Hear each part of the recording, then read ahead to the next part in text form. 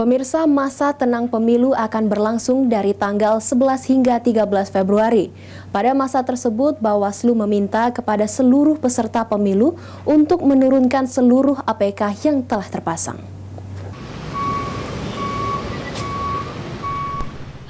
Alat peraga kampanye APK saat ini terpasang di sejumlah sudut jalan kota Palembang. Dan terhitung dari tanggal 11 Februari hingga 13 Februari, seluruh APK tersebut wajib untuk diturunkan dan dibersihkan oleh peserta kampanye.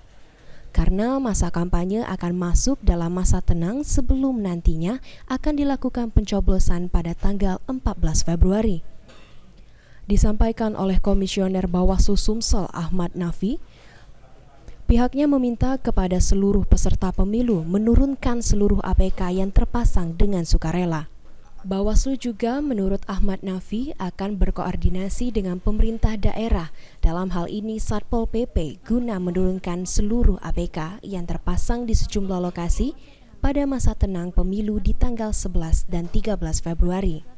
Koordinasi dengan pemerintah setempat, dengan Satuan Polisi Pamong Praja, kemudian Dinas Perhubungan, kemudian instansi terkait ya, bagaimana kami bisa berkoordinasi untuk bersama-sama juga menurunkan atau menertibkan alat-alat peraga kampanye yang masih dipasang pada masa tenang pada tanggal 11 sampai 13.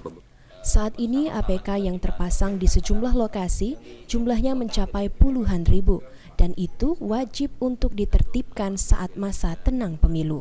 Firman Hidayat, PAL TV.